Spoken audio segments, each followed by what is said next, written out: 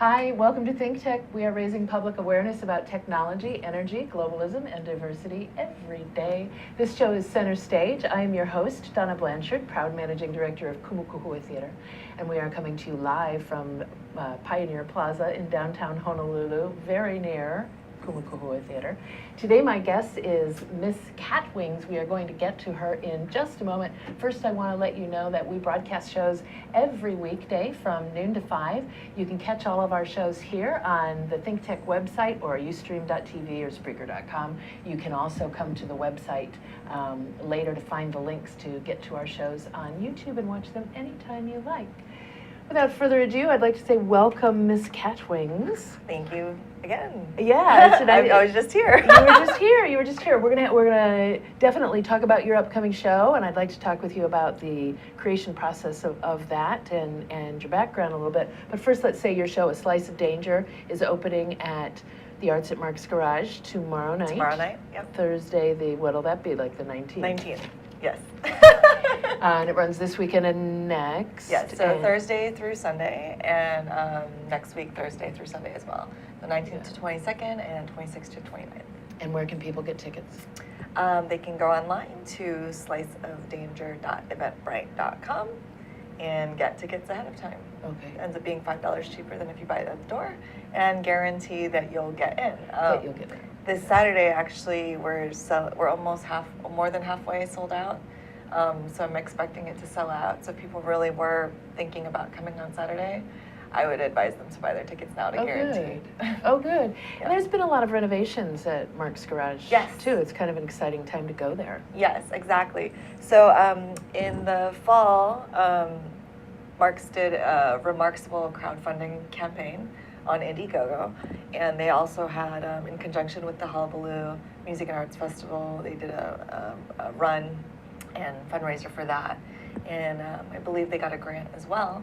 So we got a bunch of money for the Arts at Mark's Garage. So my show actually is the first chance you'll get to see a theater show there and sit in the new comfy chairs. Oh, awesome. So, I'm excited about that. Yeah, exactly. You'll be one of the first people to sit in the new comfy chairs tomorrow. This is going to be one of the first. Yeah. But we have the front desk is renovated as well. Rose Wolf, who helps with a lot of costuming backstage with a lot of different productions. She actually helps sew the red velvet curtain on the back of the block, so that when you first enter Mark's Garage, it's a red velvet curtain now. Oh, and nice. The cubicles have been redone, and it Your looks hair great. is on your microphone. I'm That's sorry okay. to interrupt you. There you go. So yeah, so it's a lot of great renovations that have been happening, and they're still in progress. So we're asking everybody to kind of just please take that in mind. But yeah, it looks great, and especially the chairs are comfy now. So awesome. Wonderful. That's important. So let's talk about the show is called A Slice of Danger. Can you give us your elevator speech about what it is? Okay. So I don't know if I have an elevator speech. It always ends up being really long. You can make it a long I'll ride. I'll try to do the best I can. So A Slice of Danger is a film noir comedy about Chinatown that never was, in Honolulu, set in Honolulu, Hawaii, in the 40s, 50s-ish, we want to say. Okay. But of course, there wasn't really pizza places in Chinatown at that time. So this is kind of actually a parody on today. I'm kind of making fun at the fact that we have a ton of pizza places in Chinatown now. And that was actually the inspiration for the show, to have that comedy. We have about, actually, I think now about 5 places, but we used to have about 7 pizza places in Chinatown. Yeah. I'm sorry, I'm going to have to stop you right there. We're having some technical difficulties, so we're going to take a break really quickly. We'll come right back. Stay right there. Inspired by an ancient culture, classical Chinese dance, vigorous physicality, timeless stories, 5,000 years of Chinese music and dance, Shen Yun presents authentic Chinese culture. Coming to Blaisdell Concert Hall, May 8th and 9th. Tickets at shenyun.com or call 808-792-3919. Hi, my name is Andrew Howard. I'm an astronomer at the Institute for Astronomy at the University of Hawaii up in Manoa. I'd like to tell you about the annual open house that we're having. This year it is on April 6th 11 to 4 p.m. It's an all ages event, kids, grown-ups, even people in between, everyone is welcome. We have a lot of really fun activities. You get to meet astronomers, look at yourself in an infrared camera, play with Legos, make robots, look at videos. You can even make some of the kids like to make comets out of gravel and snow. Even adults like to do that too. You'll be able to look at the sun with a solar camera safely. It's really a great activity. We do this every year in April, and I hope to see you this year. Thanks. Hi, we're back. This is Center Stage on the ThinkTech Hawaii Digital Series. I'm Donna Blanchard talking with Ms. Catwings. We apologize for having to cut away for the technical difficulties, but I think you'll appreciate the sound quality a lot more now, and you'll say, oh, it's worth it. So let's go right back to where we were. Yes. Your show is poking a little bit of fun at the fact that we have so many pizza places in our Chinatown. So we have a lot of pizza places in Chinatown, so I thought that would be a perfect setting for film noir, for murder mystery, warring, competing pizza places in Chinatown. So it's kind of a whodunit. The detective has to figure out what happened to. So Detective Kamuela Ho, he's our detective in the show. It's Garrick Paikai who plays him. And Hope Romano, the femme fatale, is played by Caitlin Souza. And she comes to the detective with her problem. Her father, I don't want to spoil too much. You don't have to go too far into something it. happens with her father, Okay. and she comes to him to solve it. And she suspects that it's one of the other pizza places in Chinatown that's causing the issue. So it's his job to figure it out. Ooh, So nice. my two other actresses, Christina Guano and Amrita Malik, they both play the rest of the 6 characters in the show. Oh, okay. So they actually play a bunch of characters. Nice. Yeah. It's so cool to see a show. It's so cool. It's cool to see a show or read a book when you are in the place where the show or the book takes place. Yeah. The first time I experienced that, I was on vacation and I bought a book written by a guy, in the town, and it was a kind of a film noir style also. And we were going to the same restaurant where a lot of the action took place. And it just makes you feel like you're a part of it. Yeah. Somehow. So the great thing I think that about our show is that we kind of take you from the detective's office, which you can imagine really is anywhere in Chinatown, one of the offices, right? And all the places that they go to, we've separated. Cora Yamagata is the awesome lighting designer She's for the show. amazing. And we've divided the set into 2 parts, the detective's office, and the other side is all the other locations. So we have also Eric West, who did the set design for that, and he came up with it, and we've working together, all together, we've kind of made it so that you're transported. And I think that if you kind of know the different places in Chinatown and stuff, each time you can sort of imagine, it's a black box theater, but you can imagine, like, if you have in mind that, it was actually at this place, you can think that it's there, you know. Yeah. But yeah, we've done it so that each location for the suspects' places are sort of like slightly different color. So Cora has made it so that each place is slightly different color, and so it kind of differentiates the characters. Yeah. So yeah. That's cool. Cora really is a genius. I love her. I love working with her. Yeah, we've had the pleasure of working with her several times at Kumakuhua. And Yeah. when you talk about there's a slightly different color for each location, people in the audience, it may not register with them, this is a different color. They just know they feel like they're in a different location exactly. every time, and that's Exactly. the brilliance. Yeah, of and that. it being a film noir, or based off of the idea of a film noir, because we're not a film, of course, but a noir. I really wanted to work with Cora to kind of make those stark shadows and contrasts, and costuming wise, I tried to have it so that everything is kind of, it doesn't really pop with color. Everything just kind of fades out into it. So I like that feel of it. Oh, so good. it kind of transports you like you're in a film noir. Gives you a nice seedy But feel. it's still got a little bit color, but yeah, that seediness. Awesome. Definitely. Where did the inspiration come for the storyline? Because you wrote it. Yes, I wrote it. How did you come up with that? Actually, I did start writing it myself, and what happened was actually, so funny enough, about a year ago, I set the goal to do this production. I've never written a play before in my life. I'm a performer, and I've done a lot of other things creatively, but I've never actually written a play before. I probably haven't done creative writing since college. So originally, actually, I was going to have my lead, Garrick Paikai. He's the creative director for On the Spot Improv, and he runs an Improvaganza Festival. And I had actually asked him if he could write it for me. And he was interested because I've actually wanted to do this since 2012, but I just never had the time to. And so I asked him if he could write it, and he was just way too busy with the Improvaganza Festival and On the Spot Improv, and he said no, he couldn't. So I was like, okay, this is going to be on the back burner again.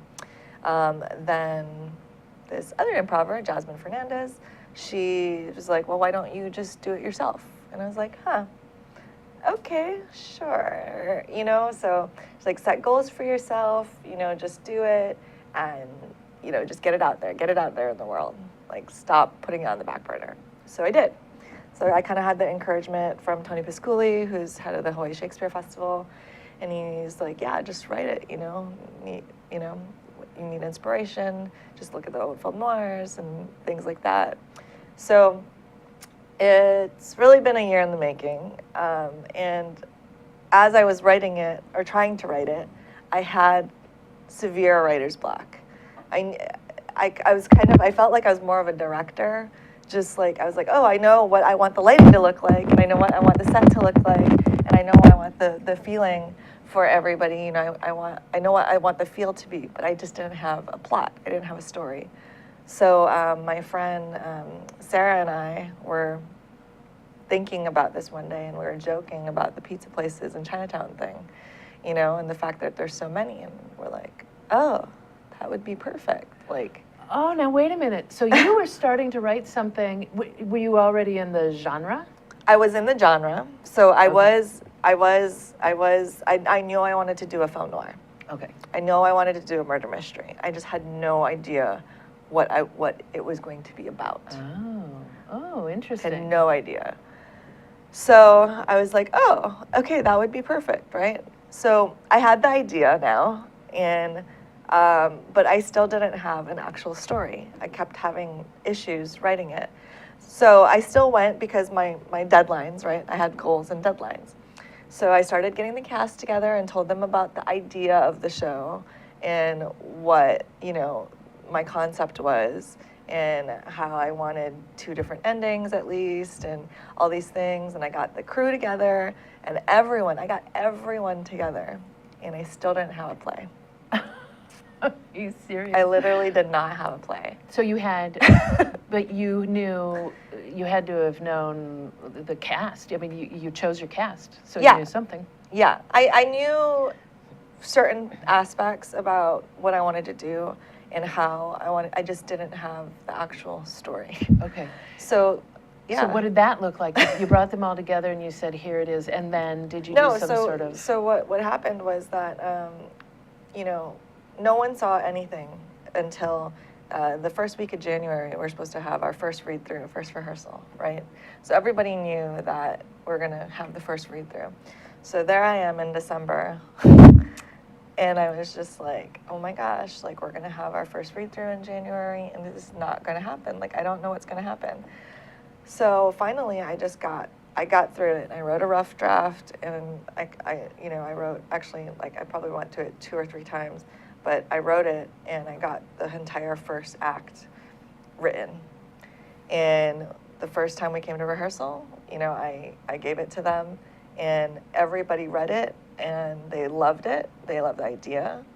And then Garrick came back to me, actually, and he was like, hey, I have a few suggestions for you. Are you open to it?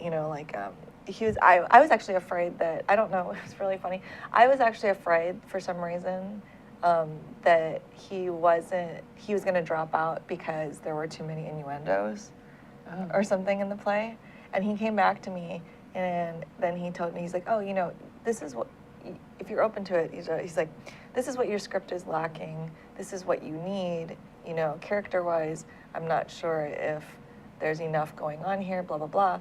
And I was like, oh, thank goodness, like that's all it was, because I really was afraid that you were gonna leave because there were too many innuendos. He's like, no, there's not enough. So Good. actually, so he really, really helped me reshape it, because it's like, I feel like it was a lot of things that I thought that were gonna work on stage or with the character development, it just wasn't working.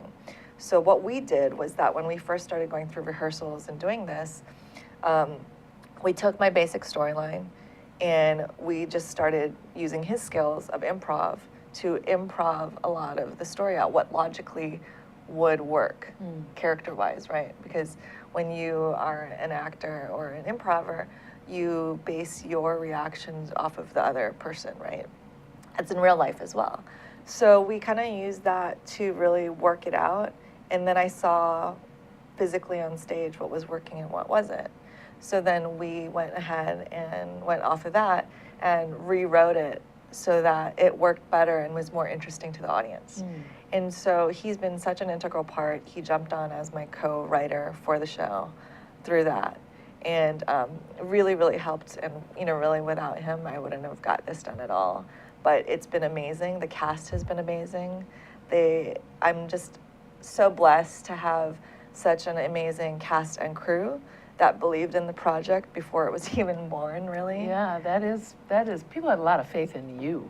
Well, I mean, I think they had not even me, I think they had this story, because the story idea, the concept and everything, I think that, I know for myself, that was the thing that was very vivid in my head, even though I didn't have the story yet. I knew exactly what I wanted to do. I think Garrick always tells me I have more of a director's brain than I do a writer's brain. So vividly, you know, I can paint the picture. I just didn't have the story. But I'm really blessed to have this cast because they really helped shape the script and really brought it to life. And now I'm so excited. We open tomorrow, and I think that we have an amazing script. We have amazing actors, and we have an amazing set. And I hope that the cast and crew all think it's funny and they laugh at the jokes. So I'm just hoping that the audience does as well. Awesome. I bet. I'm really excited to see it. I will be there tomorrow night, and I bet it's gonna bloom even more for you once you get an audience. I know, yeah. Once there's an audience, you know, the performance always changes. So the great thing too is, so I'm wearing a lot of hats in the show. You know, I had to be the one to worry about producing the show, and so we got J.J. Dolan's to sponsor the show. That's fabulous. Which is a Pizza Noir, so that's perfect. We have a private sponsor as well, Andy Knapka, who is amazing. And so they really helped us be able to produce the show, all the costs for the costumes and the set and design ahead of time. Yeah. So that didn't have to be out of pocket. We didn't have to do fundraising or anything like that. And my goal is hopefully we sell out and we can pay everyone, the actors, the tech, the set design, our amazing person, Shane Gillard, who designed our Slice of Danger logo and did all of our photos. A friend of mine too, Dan Barham, who's going to be, you know, archiving it by taking photos and videoing the production.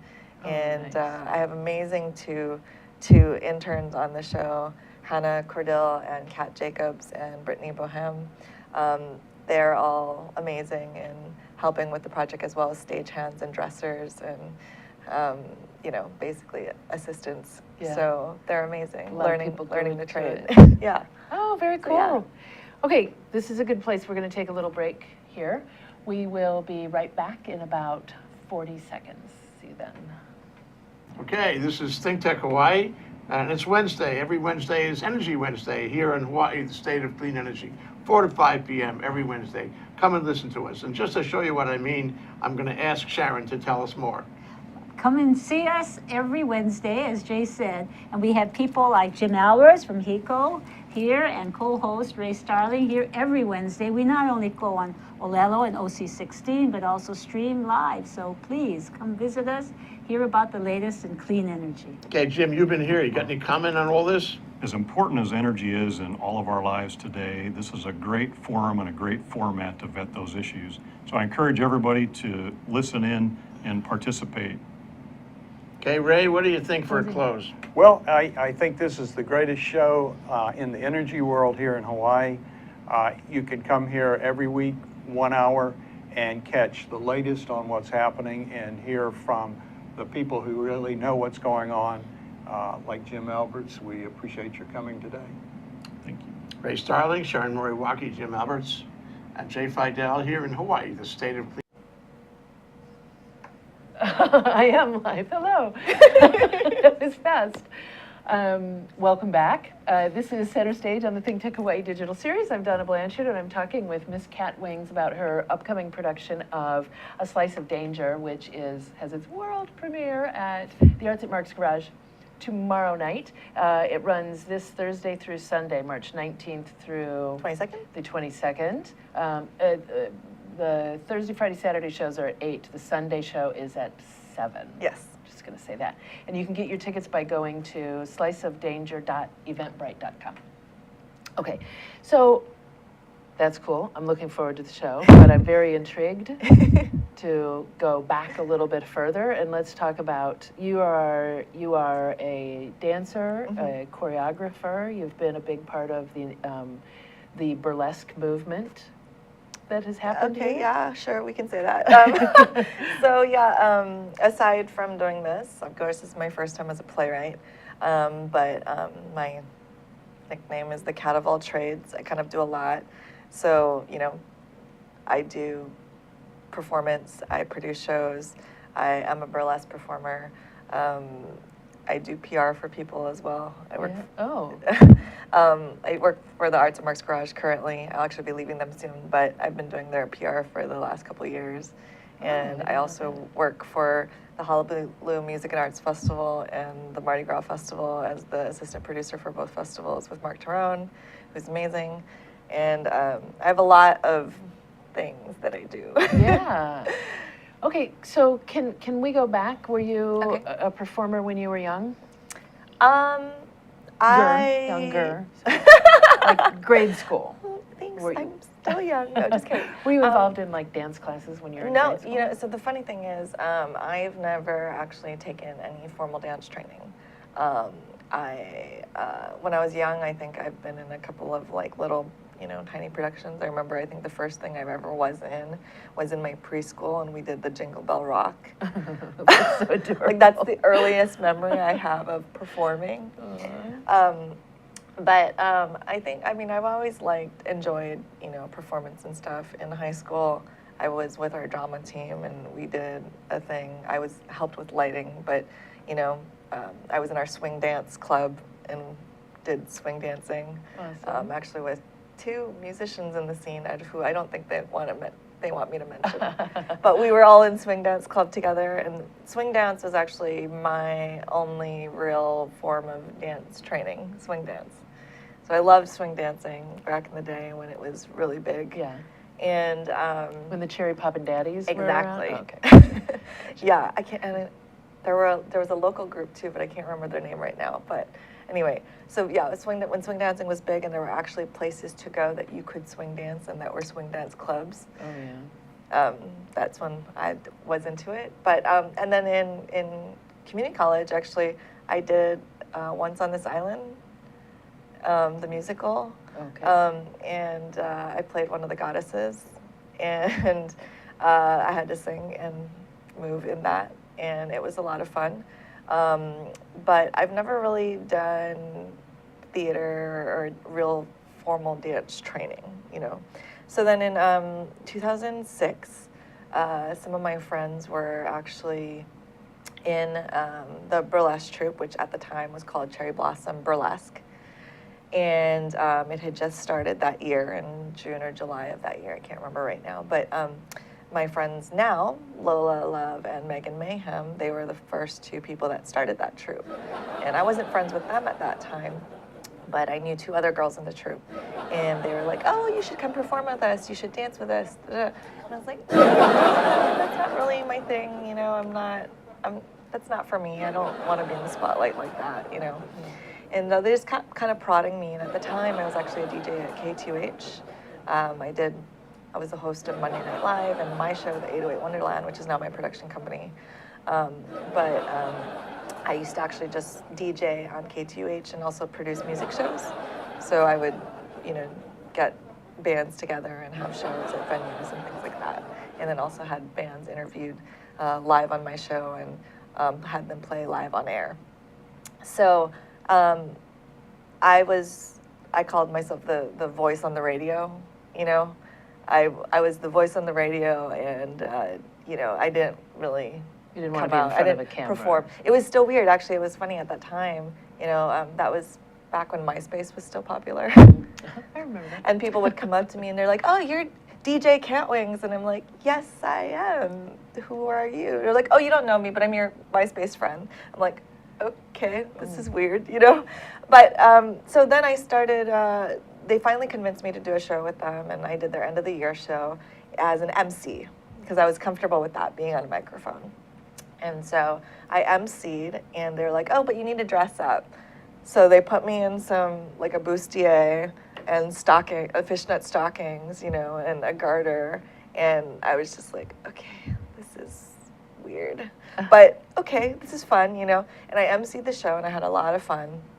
And then a couple months later, I finally actually did like a group number with them. And it took me actually a year finally to do my first solo performance. But, you know, at that time, it was still modest compared to, I guess, what I perform now. But I just thought I would never get down to pasties and tassels or anything.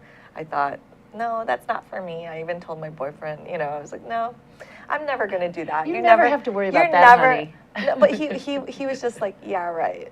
Like, that was his attitude. He was like, no. Like, he was very encouraging about it. So, you know, and then, yeah, years later, I definitely do tassels, and I'm actually teaching a class next month on how to twirl tassels and stuff like that. I saw something about that. Yeah. But you know, I've been doing burlesque for the last 9 years, almost. The end of this year will make 9 years since I jumped on that stage. Oh, wow. So it's kind of crazy. It is. But yeah. Okay, it is crazy. It's wonderful, and how these things work out. Yeah. But can we go back a little bit, and Okay. I want to talk about how did you get onto the radio show? How did you get your radio show? So, actually, it's funny. I was just talking about that yesterday with somebody. I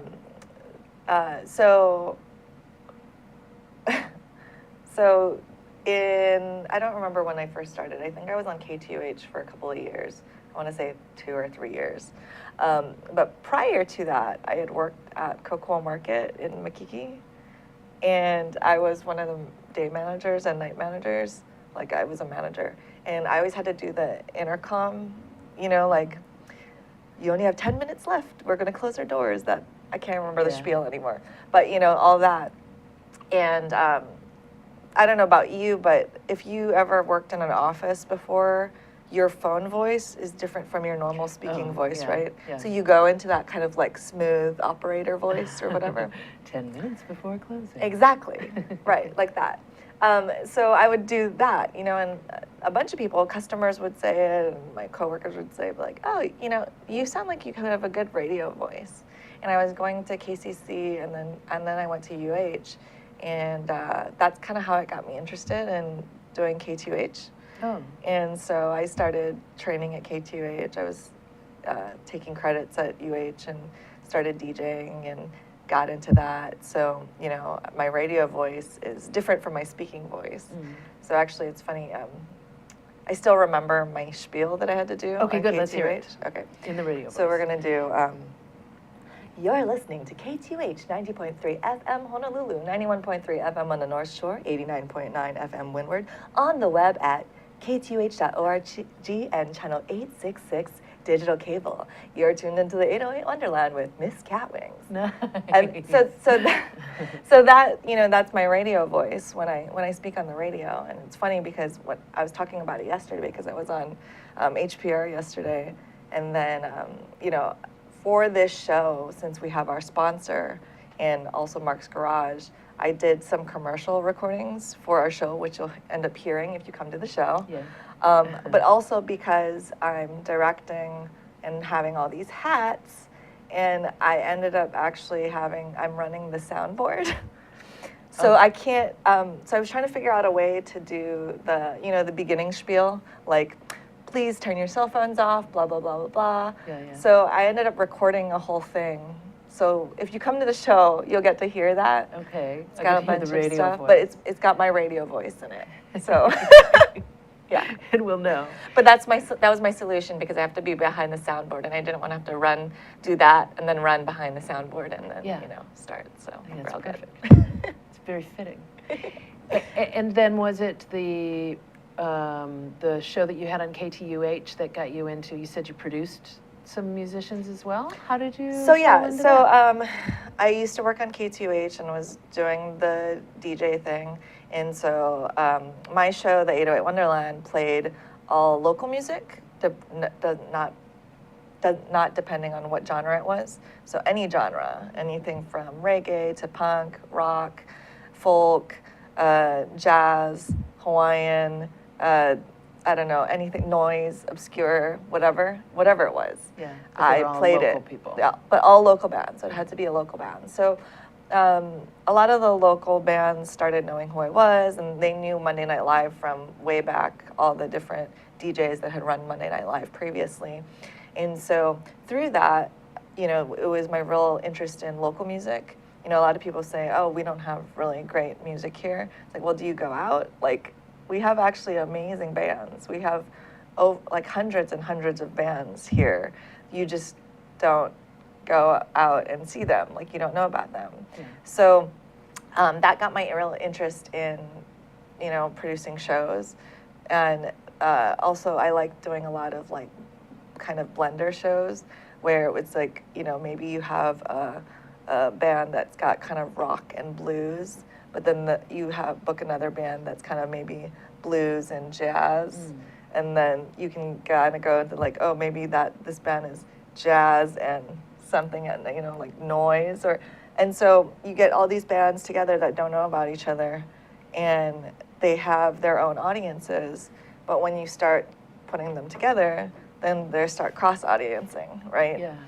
And that was my favorite thing to do when I would book shows, is to try to make sure that, like, when you're booking bands and things like that, that they would get new fan bases and, you know, things like that. So I would just produce little shows. And from there, I started working for the Hallowbaloo Music Art Festival for Mark Tyrone, and the Mardi Gras Festival, which he produces both of them. And because I knew all the local bands. And he knew he knew all the mainland bands and what was up and coming and things like that, and he hired me because of my organizational skills, but also because I knew all the local bands and your contacts and I could recommend like what would be best to complement this stage or this artist or, you know, whatever. So yeah, so I've been doing that for a couple of years. Interesting. Yeah. Okay, we're going to take another break here. All right. So we learn a little bit more about Miss Catwings. We will be right back. You are watching Center Stage on the ThinkTech Hawaii digital series. Stay put. Hi, my name is Seymour Kazimirski. I have a show called Seymour's World on ThinkTech Hawaii. Our show is about opening minds and facilitating conversations. To tell you the truth, I have no idea what we're going to be talking about. I have no idea who our guests are going to be, but I guarantee you we're going to have lots and lots of fun. Aloha from Seymour's World. Aloha, I'm Kili'i Akina, president of the Grassroot Institute and host on Ehana Kako, a weekly program on the ThinkTech Hawaii broadcast network. Ehana Kako means let's work together. Think of the sad alternative, let's not work together. Here in Hawaii, with all of our diversity and the richness of the people, it's important for us to come together around issues on the basis of what's right and what's good and what's going to serve the common good. And that's what we try to do at Ehana Kako. Every week, we interview movers and shakers, people in government, business, and other sectors of society to talk about how to create together a better government, economy, a better world here in Hawaii that can bless the rest of the world. I thank you for your attention to ThinkTech Hawaii, and we look forward to seeing you every Monday, 2 to 3 p.m. on the ThinkTech Hawaii Broadcast Network. We're Ehana Kako, and we wish you well. Aloha. Hi, I'm Jay Fidel. That's Ted Ralston. You know, Ted is the host of Where the Road Leads. It shows every Friday from 4 to 5 p.m. It's about technology. It's about how people collaborating and solve problems with modern technology. It's where the road leads. We all know that. We should all be listening. Join us there, 4 to 5 p.m. every Friday. Now, what about that do you agree with? All of it. I knew he'd say that. Aloha. Say aloha. Aloha. Good. Hi, we're back on Center Stage on the ThinkTech Hawaii Digital Series. I'm Donna Blanchard, proud managing director of Kumukuhua Theater. We are coming to you from Pioneer Plaza in the heart of downtown Honolulu, very near Kumukuhua Theater, as luck would have it, and also very near the Arts at Mark's Garage, where the show A Slice of Danger, written by Ms. Catwings and Garrick Paikai, is going to be opening tomorrow night, Thursday. Tomorrow night, yes. Runs for 2 weekends, runs through the 29th. 29th. Yes. And what are ticket prices for your regular adult ticket So price? tickets are $20 in advance and $25 at the door. Okay. Across the board, yeah. Okay, awesome. So, all right, we talked a little bit about, okay, your beginnings. Yes. Very involved in, musically, Yeah. and movement is a part of who you are. But what I haven't been hearing that I know exists in there is you have some sort of devotion to story, or you wouldn't have wanted to write a show. Yeah, so what happened was when I was, so Cherry Blossom Burlesque, which I was in, turned into Cherry Blossom Cabaret. We just changed our name about 2 years into it. And we used to do theatrical burlesque shows. So a burlesque show with a story, theater-ish. In 2012, I had the opportunity to direct a steampunk musical. It's a steampunk burlesque musical. I had a lot of fun. I came up with what I knew the idea that I wanted, and our writer, he brought my idea to life with the story.